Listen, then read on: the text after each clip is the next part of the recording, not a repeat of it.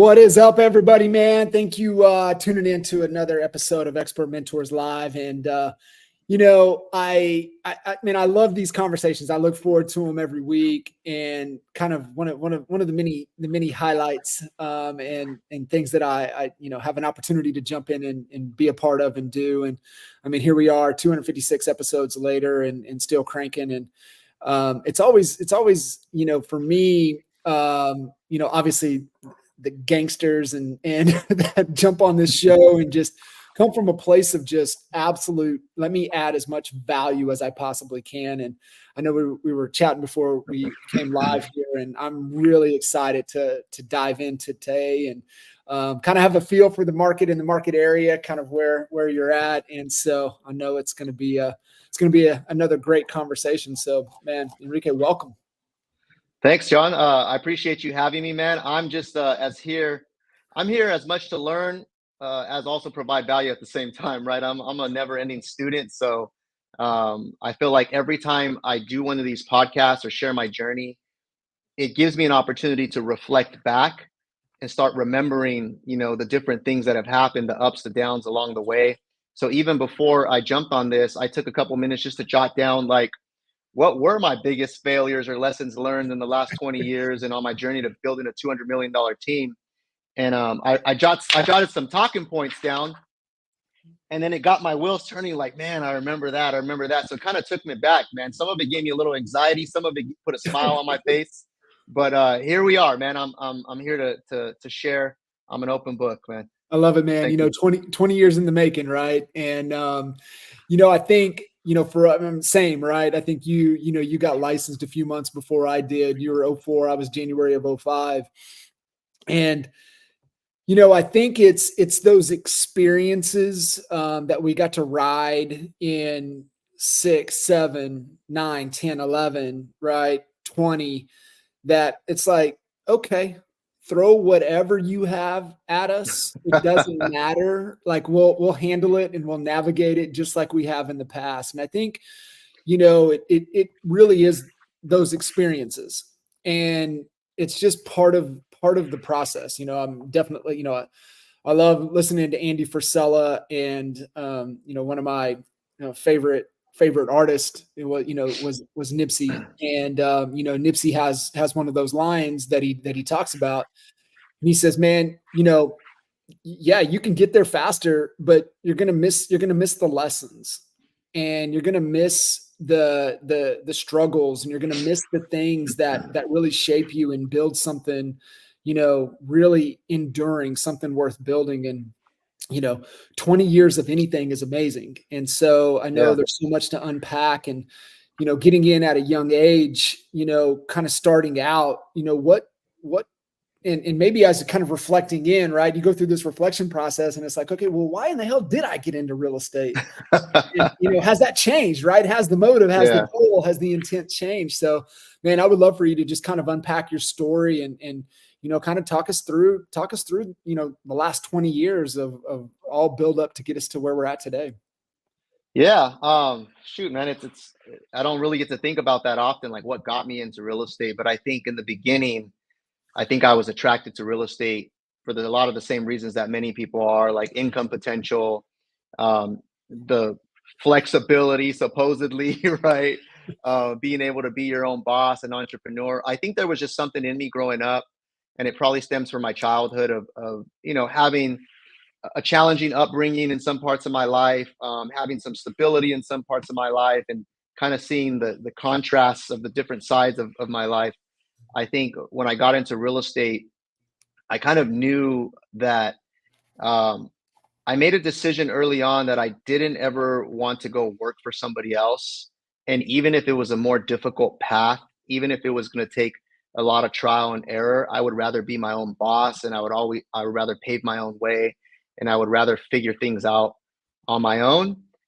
I don't know if that was a mistake or a blessing or not, but I think that's what it was. I remember after school came easy to me all the time. Like I was the type of person that I can study for the night before a test, show up, get an A-, get a B+.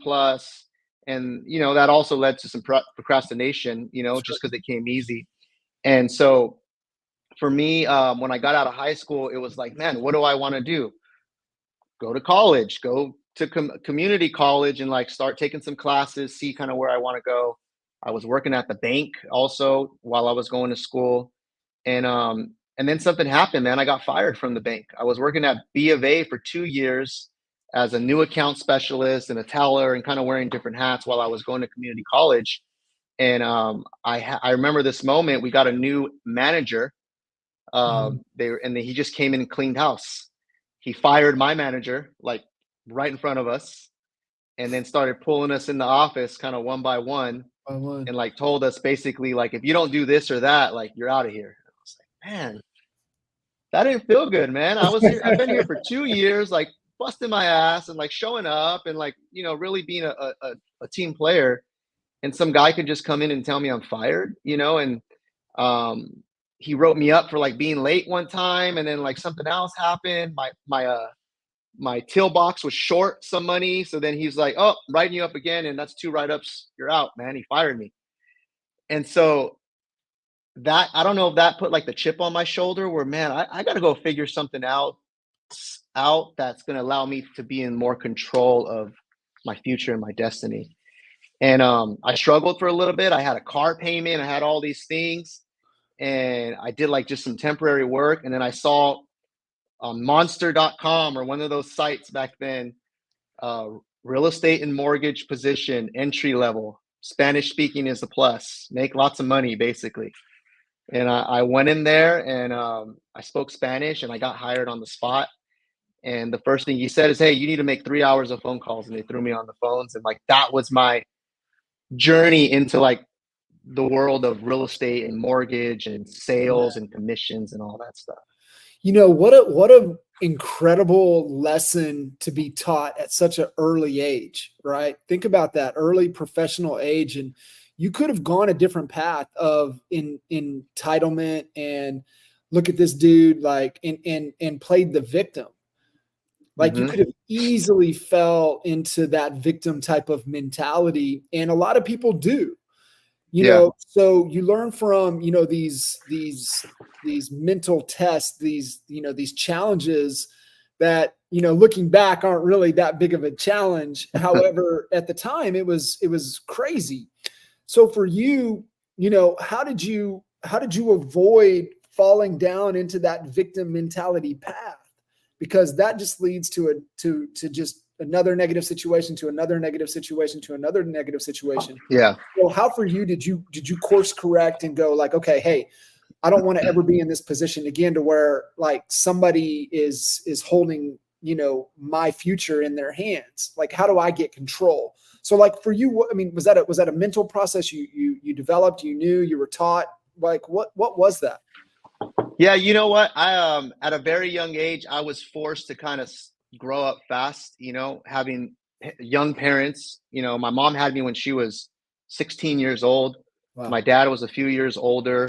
They didn't know what the hell they were doing, right? And they split up early in my life. And, so I went through a lot of kind of challenging times growing up, going from my mom's to my dad's and all these things and seeing all this crazy stuff happen. And so I think at a young age, I was forced to like grow up fast and learn about how the world works. And then I had younger siblings as well. And so I knew that I was the oldest, and like these kids are about to experience this stuff. So I had to be like the person that stepped in at many, many times and help them out. So I think, someone can look back and say that, wow, that was a bad thing or traumatic thing you went through. But I also think that's what made me who I am today, because it gave me that sense of like grit and like perseverance and like being able to go through hard stuff and, being able to continue to move forward. And shoot, you need a lot of that, man, to be in real estate and to also run an organization with, 30, 40, 50 agents on the team. Yeah. And so I think my whole life was preparing me to be who I am today. Yeah. It's weird, man. Wild. It's weird when I think about it. Yeah, it is. I did, you just turned 40. I did a great thought exercise when I turned 40. It was just, I just brain dumped, just the letter that I wrote to my 30-year-old self, right? That I wish I would have the letter and the lessons that I wish I would have received when I turned 30. Right? It was just a thought exercise of kind of reflecting back on, I wish I would have been a little bit more of this and a little bit more of this and stuff like that. So, for you, 20 years old, just getting in, license, going to go down this new path, and immediately learning the hardest skill in this industry is getting on the phones and having conversations with people. So, Yep. what a way to jump in. And like for you, where was that first, like, aha, like, oh wow, boom, there's something here. This is something that I can see a future in. The first aha was from failing. I got on the phones, and that had been my first time like doing phone sales. I had done like some other odd jobs, like door knocking stuff as a kid in high school, selling newspapers, stuff like that, just like things that would get you in front of people, but nothing at a high level. But when I jumped on the phones, the company back then was called AmeriQuest Mortgage. Shout out to anybody who started there. But they were like the boot camp of like loan officers. They would hire you, they would pay you a small salary and a small commission, but they would train the crap out of you. They would train you how to sell, and it was just like a call center. So my first month, I'm on the phones, and I'm in a room full of all these guys, and I'm like, man, these guys are great. And I'm on the phones, and I'm not confident. I'm hiding in my cubicle, and I'm reading the script, and I'm just talking really low and getting hung up on left and right, left and right, left and right, left and right. And the guy next to me is just booking appointment after appointment. And I'm like, damn, like, what the hell? Like, these guys have their feet up. This guy's standing up. Like, these guys just seem like they're enjoying this. And I'm kind of hating it. But I was determined to not give up. So I pulled the guy next to me aside. His name was Mike. He probably doesn't even know this, but he really helped me in that moment. I said, Mike, what do I got to do, man? Like, I see you booking appointments left and right. I'm trying, man. I'm here every day. Like, I'm struggling. He goes, you're too worried about what other people think in this freaking office. He said, you're making your calls and you're too stuck on what do I sound like? And is anybody listening to me? And am I going to mess up? He goes, no one gives a shit about you making your calls, man. He goes, they're in their own world. They got their own sales quota. Like they're tuning you out, right?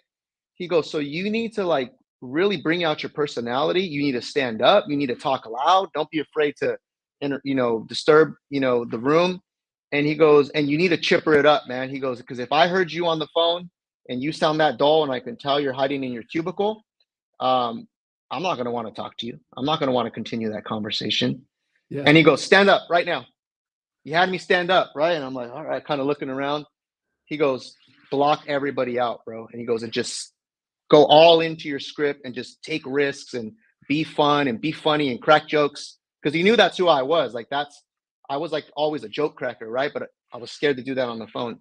And like, that's the moment like where the light bulb went off. And I started doing that appointment after appointment after appointment after appointment. I think the next month I ended up closing 10 transactions, man, in the next month.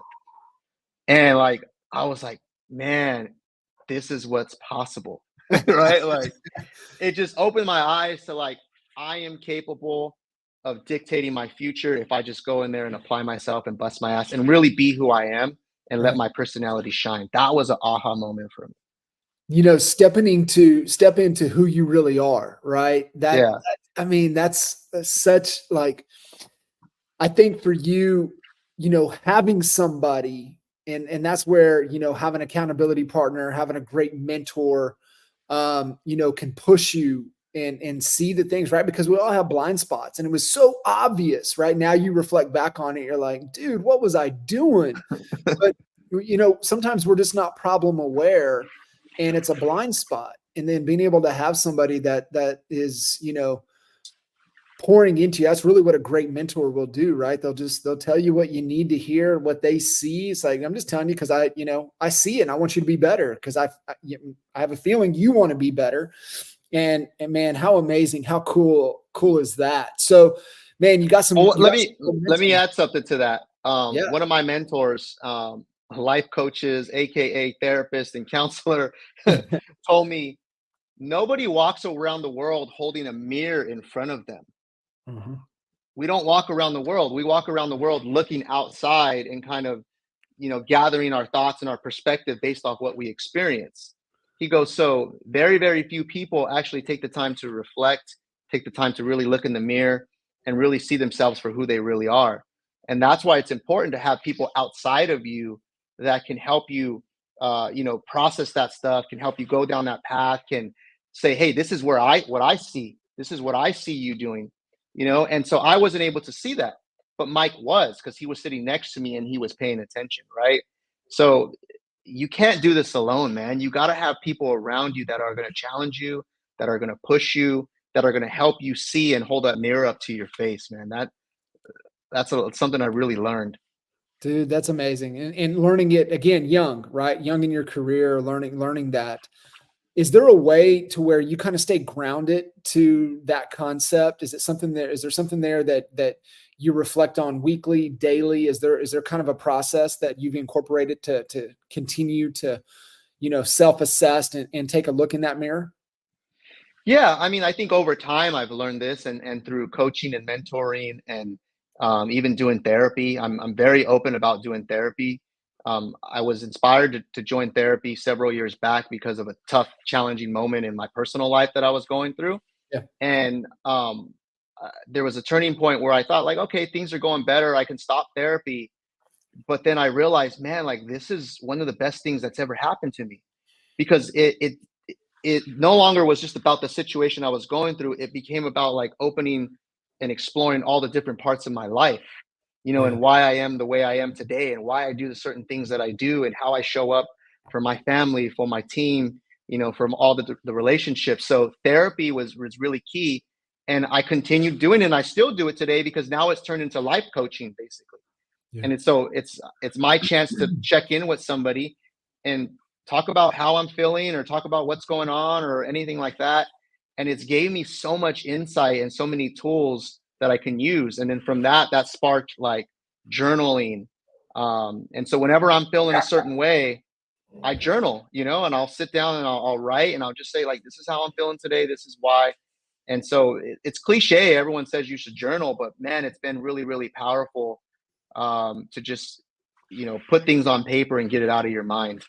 Yeah, we have enough to carry around with us if we have an outlet to be able to just, let it all go, find that. And I couldn't agree with you more, having somebody in that coach dynamic, the difference, right, is, a mentor is going to mentor you. A coach is typically somebody you invest in, right? You're making that Yep. investment, and we invest, we pay, we make, pay more attention, usually when we're making that type of investment. So, no, I couldn't agree with you more, man. Having somebody there, especially if you want to be the best version of you, to be the best human you can be.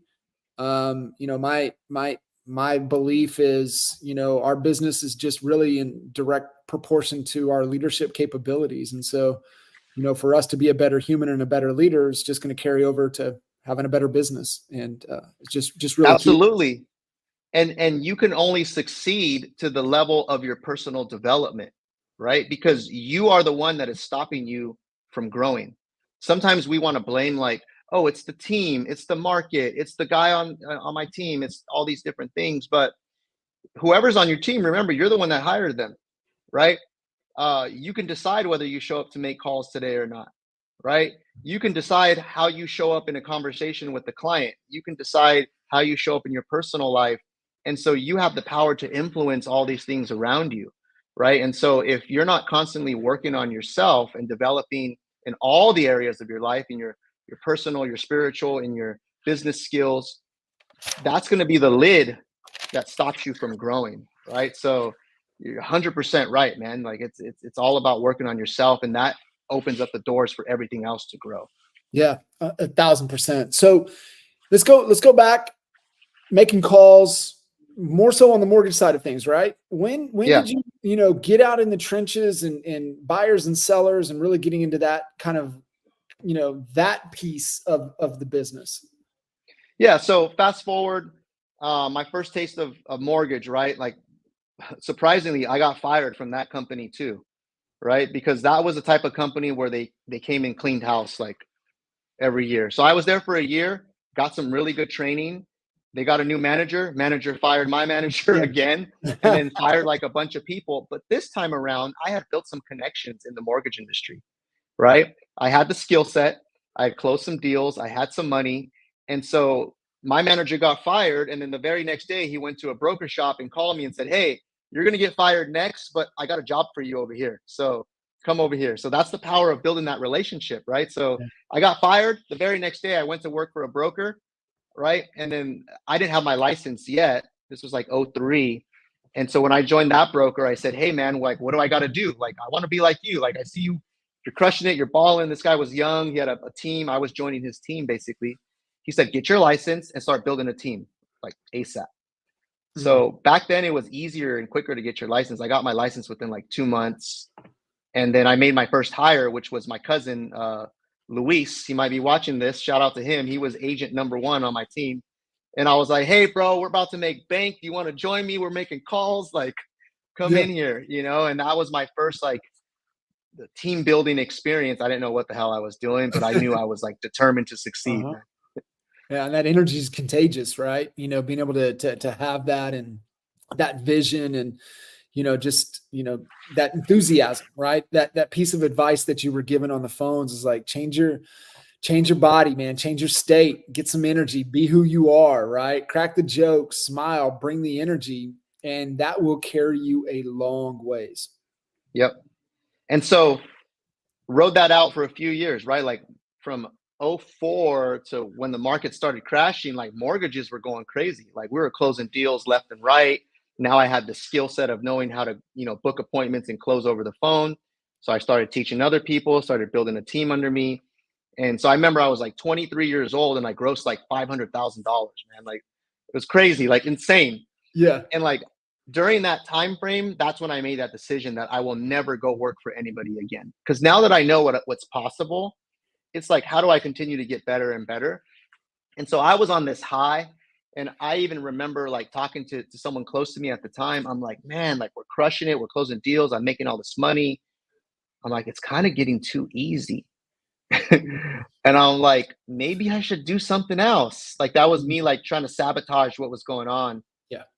And then I had a rude awakening because then come '07, '08, the freaking market crashes. Boom. Yeah. Right.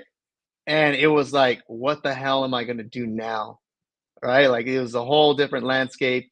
People were falling out of the business left and right. A lot of my clients that I closed were coming back to me saying, "I'm losing my house. I can't pay my payments. My loan adjusted. What do I do?"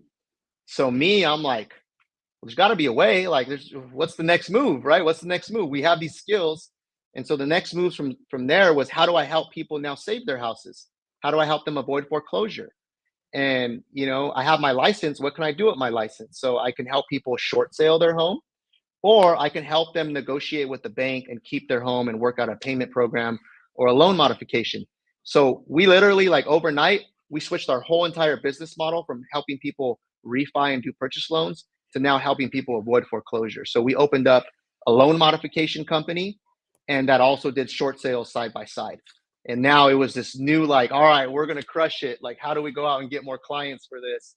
And at that point is when I partnered with my business partner now, Jason, because he was in the same office. We both had our little teams. Market crashed and we were just looking at each other. We had both been working together for several years. We were both really good friends. He had the same work ethic, same kind of background as me. And I'm like, "Dude, let's just join forces, bro. Like right now we got to join forces, man. Like we want to survive." So we kind of looked at each other and like shook hands, and we joined forces, and like we've been business partners ever since. That's Like wild. over 15 years now. Yeah. And that was our first transition into dipping into the world of real estate and representing sellers and doing the loan modification thing. And that lasted for a few years until the market came back. So I'm curious, because I know this can be really helpful to to people listening in right now that are lost, right? Kind of where to go, and that failure of this opportunity is no longer here. It doesn't exist anymore. Mm-hmm. How for you, at that time, or maybe how it's kind of evolved since. But how do you go about, like, okay, boom, we hit this wall. Now, where's the adjustment? Where's the pivot? How Yeah. do because sometimes it's not, you need a framework to be able to know that there's always a move and where's the opportunity. So is Yeah. there a process that you kind of go through to constantly be looking where the puck's going, where the opportunity's at? Yeah. I mean, I think it goes back to like when you're passionate about something, like it doesn't stop at 5 o'clock, right? Like I'd go work all day and crush it on the phones and make sales. And then afterwards, I'd be on YouTube, like researching how do I become a better prospector? How do I build a team better? So I've always been that type of student. Like I said, like school came easy to me when I was younger. It also led me to do things like figure out how to make fake IDs when I was younger, figure out how to, but I was the type of person where if I wanted Yeah. something, I can go figure it out. Yeah. I knew that, right? And so, but this time I'm figuring it out for positive things, right? I'm figuring out how to build a business. And so it then led me to the world of like coaching and stuff like that. And so when the market came back and it was no longer like a foreclosure market, and now I had to go take listings and I had to now compete against like these big companies. I was like, well, man, like there's no way I'm going to compete if I don't have marketing, if I don't have a process. So now how do I become a really good real estate agent? Yeah. And then they say like when the student is ready the teacher will appear, right? So I was ready at that time to become a really badass real estate agent and a leader. And then lo and behold, I see an ad pop up on Facebook of like how to build a mega team, and that was my introduction into coaching. And that coach was Lars Hedenborg, who is part of EXP as well. And so I did 5 years of coaching with Lars and on how to build a mega team and build something that runs without you and systems and processes and all that. And then here we go, round two of like just becoming a student of the game, and I could say I've earned like my master's degree now Yeah. on like building teams and stuff like that. Yeah. Wow. I coached Lars for a good period of time before he kind of broke out there and started doing his thing on the coaching side. Yeah, we had our Raving Fan program, and he flew in and spent 2 days with me in the office, and had his right hand assistant. And we were talking about, Raving Fan program for us was, whatever we wanted, whatever we needed for us personally, we just, hey, go buy it, put it in the Raving Fan program. We need a carpet cleaner, we need a power washer, we need Yep. whatever. And about a week later, we get this big old package to the office. And I'm like, what is this? And it was a note. Hey, man, thank you guys for everything. You guys are the best. Enjoy one on us. And it was a margarita machine. So I always joke that, like, no matter what, you can add it to the Raving Fan Club. But Lars contributed the margarita machine to our Raving Fan Club. So it's a small world. Yeah. Lars was a huge influence in where I'm at today because he opened me up to the world of personal development. He Yeah. opened me up to the world of running your business like a true business, looking at profit margins and systems and processes and all this stuff, understanding the financials, where my whole career up until that point was built off sheer hustle, right? Yeah. Like throw me on the phones, I'll book appointments, I'll close somebody if they're in the room, but is that going to scale? Can I scale that thing and can I build it to a process that revolves and works without me?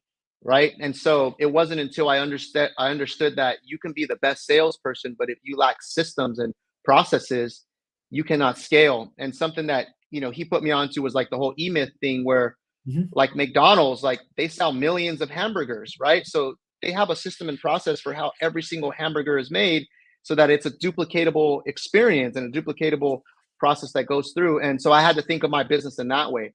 If I want to close hundreds and hundreds of deals a year, how do I build it out so that it's duplicatable, it's consistent? And that's like led me to like the whole systems world. And so that was a catalyst for opening me up to like all these other things and coaching and all this other stuff, man. I mean, I mean, you're, speaking, exactly to my heartstrings here. Right. And everything it's systems related, systems dependent. And what a great way to frame that with like, okay, think about McDonald's, right? No matter if I come out there with you in San Jose or you come over here into Pittsburgh, we're going to go to McDonald's. We're going to get the same damn burger, right? It's going to be the same. And I can Exactly. guarantee you it's going to be, some kid probably, making minimum wage that's making the same product that we're going to get in your market or this market or Texas or New York. It doesn't matter. And it's just a great framework to think about it. And I think it's just that decision, right? Like within the EMIT and self-employed to business owner, right? There's that Yeah. distinction to be able to go through with it. And there's nothing wrong with being self-employed and building a lifestyle business. But if you want to, like you said, have something that's not dependent upon you. If you get sick or want to go to Maui for a month, right? Business is still going to keep moving forward. And that's the jump. That's the distinction. And well, I mean, was there just, I mean, obviously getting into coaching and realizing that, but was there like a failure, a moment you're like, man, I can't do this. I gotta, this has to change. The moment was I started having kids, man. I had my daughter, she's 10 now. And, so she's 10 now. I've been doing this for 20 years. So I had already been 10 years in the game of hustling and grinding, and all of my, money sort of dependent on me showing up every single day. Right. Mm. And so when I got introduced to Lars and he was selling the concept of, I closed 300 deals and I work 3 days a week. I know that was like clickbait, but I was like, I didn't even know that was possible. Yeah. I thought like to close a lot of deals, you have to be working every single day because that's what I've been doing. I didn't know that you can build a team and you can have staff and you can have processes that leads come in automatically and all these different things. And so when I had my daughter, I was like, man, in a few years, my daughter is going to start really like noticing like what I'm doing. She's a baby now, but come like 4 or 5, she starts going to school. Like, am I going to be able to take her to school? Do I have to drop her off with the nanny or something or daycare? And so I kind of thought like, well, where do I want to be in 5 years or 10 years? Right. And I said, you know what? I got to start building something right now that's going to run without me being like the person controlling everything. And that was my first, kind of like journey into like wanting to build a real team, an organization that has systems and processes and people and all that stuff. And I knew it couldn't just all depend on me, and once I kind of went on that journey, then it's just been like, well, how do I do it better? How do I do it better? How do I do it better? Right. Dude, I love that. And, how do you kind of coach and lead your team? Because, so many real estate agents can't see beyond their next commission check. So how do you, maintain, one eye on the present, but one eye on the future? But how do you like convey and coach your agents through that? Because it's so hard, especially when, fighting survival, to be able to think about the future. Yeah. I think you have to meet people where they're at.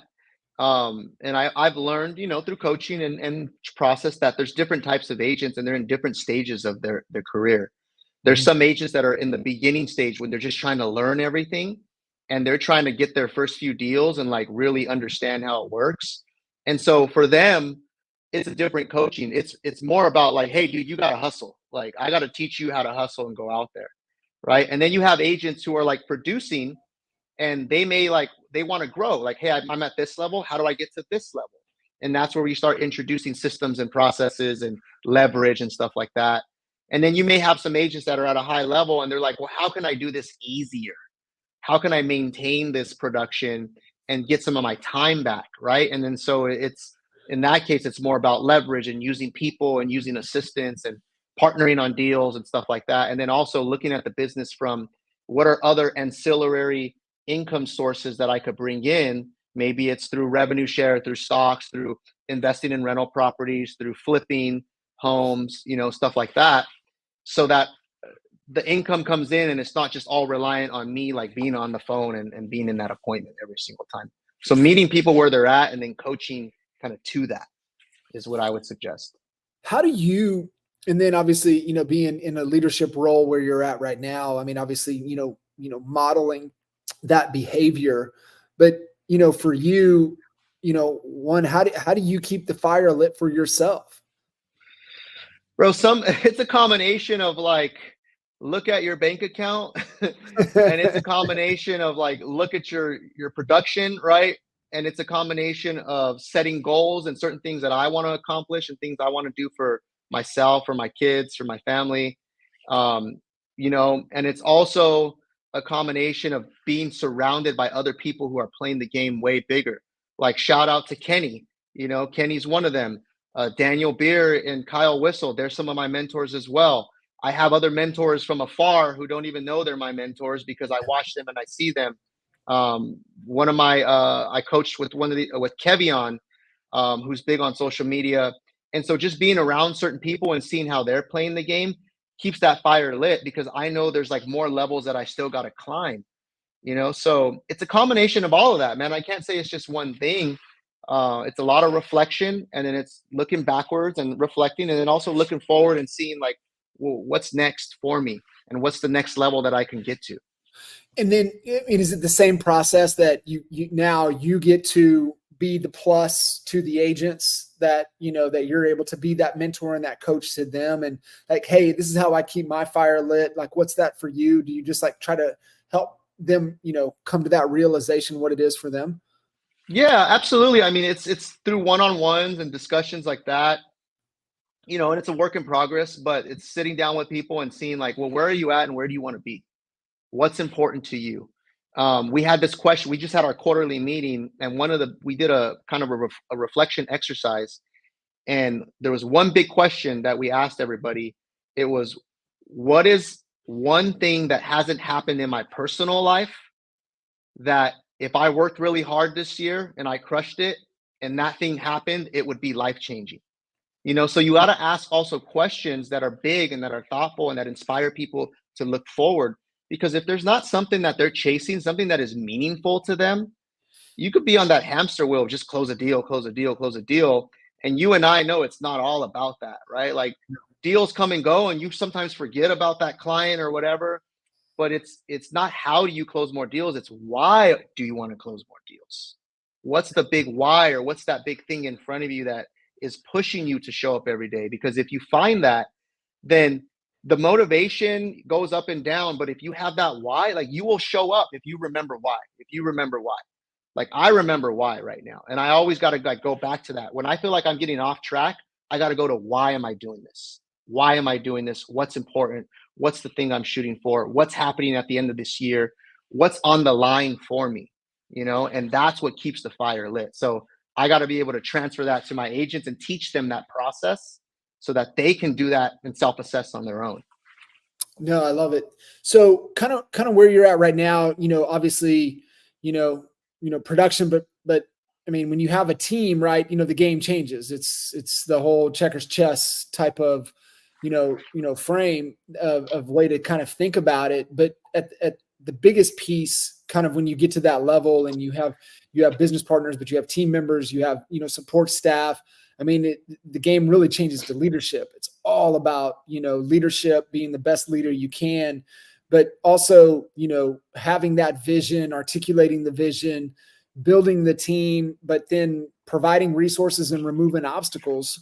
So where do you see kind of for you guys, like I said, man, we've had the opportunity to ride through some crazy markets. So like, the ups and downs, we know that's what it's going to be. Nothing really, I mean, it get to the point, it's like, oh, okay, well, where's the opportunity here? How do we, go harness it and, take advantage of it. But for you, like, where do you see, things going? What's the conversation? How are you leading yourself? How are you leading the team, kind of with the current state of the market? Yeah, I mean, that's a loaded question. So I'll give you a couple of things. So I think it starts with you having some sort of process where you take the time out of your business, of working in your business and in the hustle, to really reflect and work on your business. So what we implemented, and I learned this through Lars, was you have a quarterly meeting. Every single quarter, you have a check-in with your organization.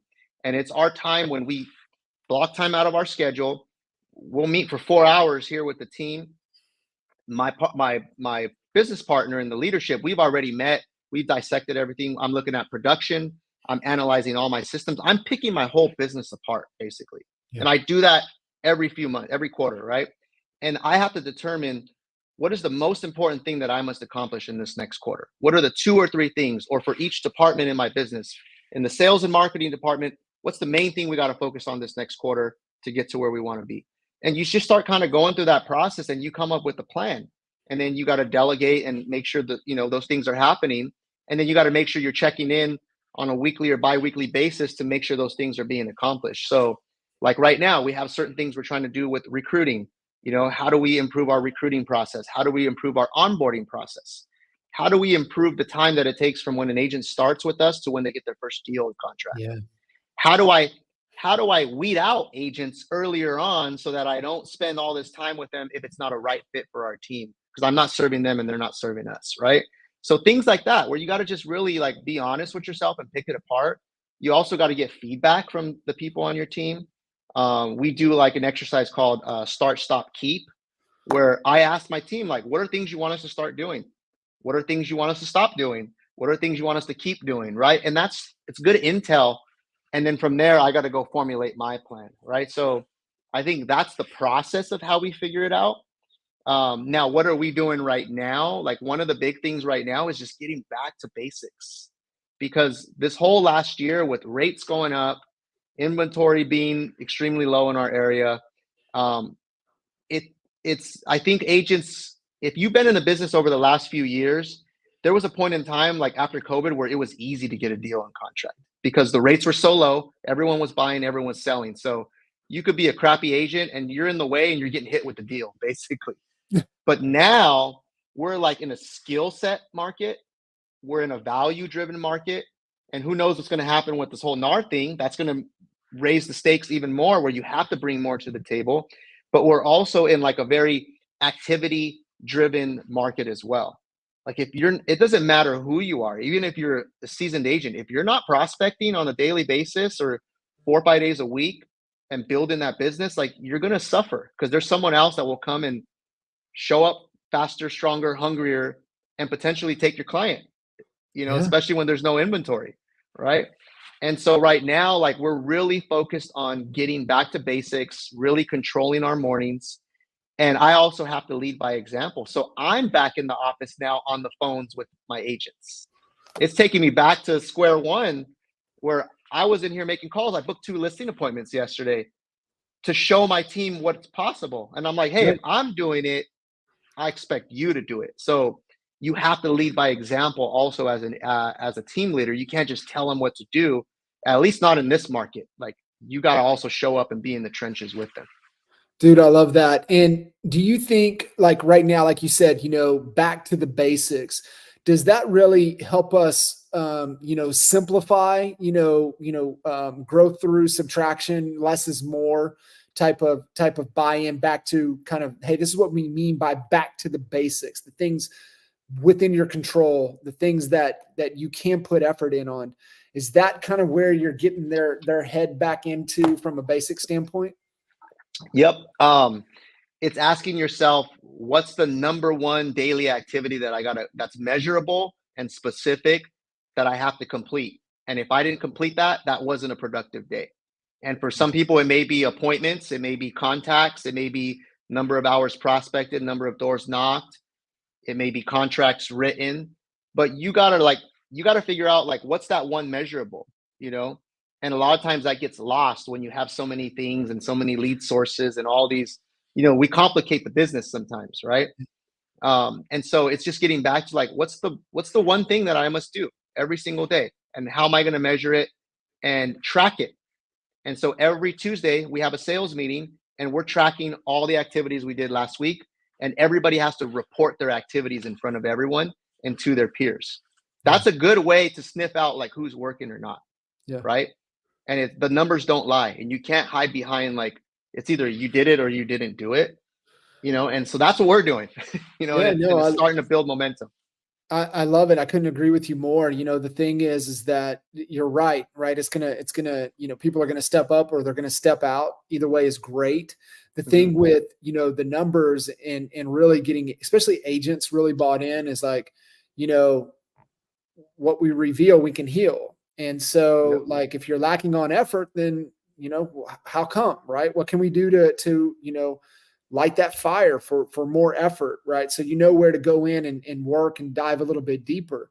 Hey, we're having a lot of conversations, but we're not setting any appointments. What's going on here? What are we learning? And I think once agents get bought into, the data and the math will tell the story, then it's no longer a guess, right? We're like, Yep. okay, hey, we're struggling here. All right, let's give our attention. Like you said, back to the quarterly planning. It's like, hey, this is the blatant constraint in our business. And we know it's either around traffic, it's around conversion, or it's around fulfillment.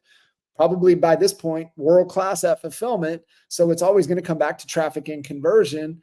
And 9 times out of 10, it's going to come back down to traffic. So like, what are we doing within our control to generate, more awareness, more engagement, more subscription? That way we can get people, further down the path, man. But, I love the simplify. Keep it simple, man. Don't overcomplicate things.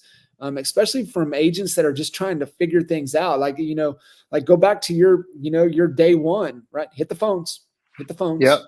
and learn how to Hit the phones, that. call someone, right? Like everybody has someone to call.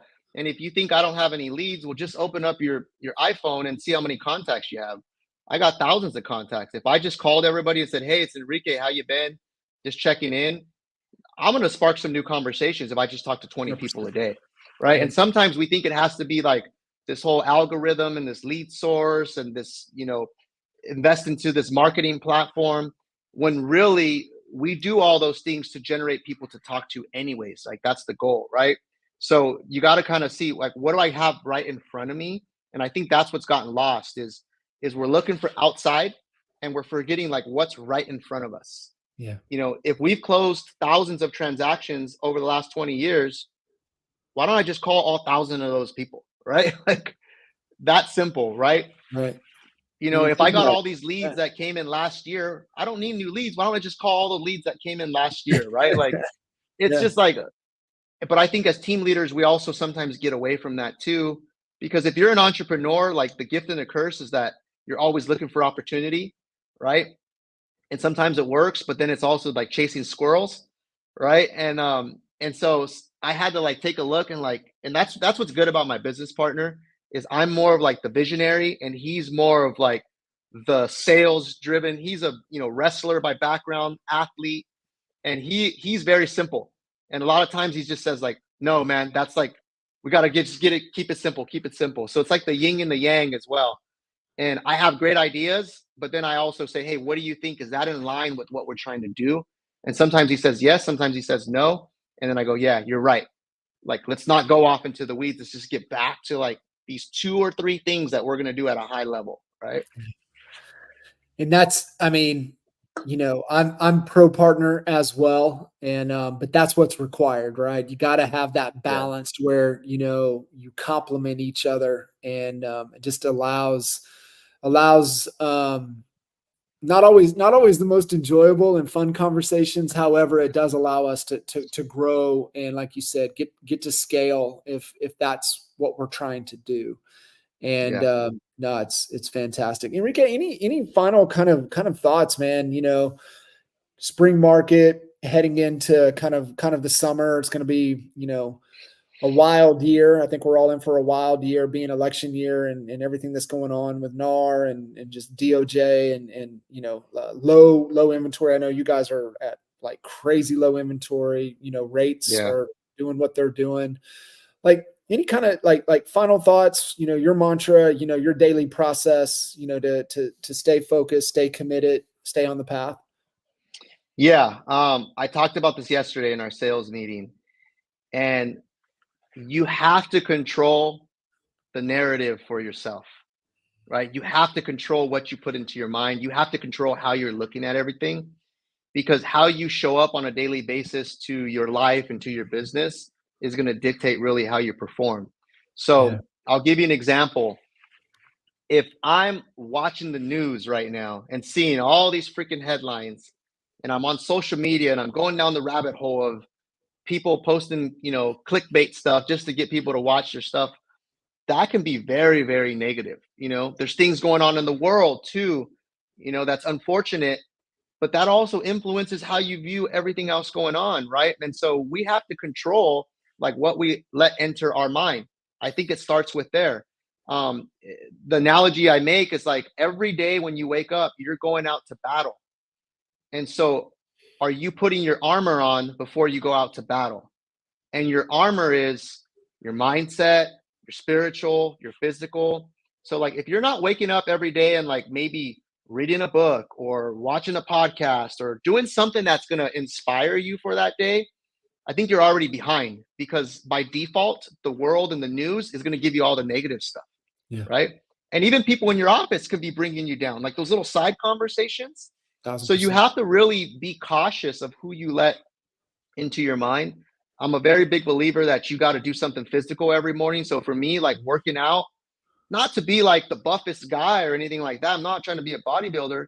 It's more like to keep myself energized. You know, when you have kids and you have a business and you have clients and all this stuff, the physical aspect plays a role. If you're too tired to make it through a day and hustle long hours, it's going to wear on you. Right. Yeah. And so I think you have to protect your mindset. You have to protect your body. You have to think like, if I want to last in this business, how should I treat myself every single day so that I show up as my best self every single day? Yeah. And that's a process and a journey, man, that goes up and down, but it's a staple in who I am. And it's a staple in what I preach to my teammates. Dude, I love it, man.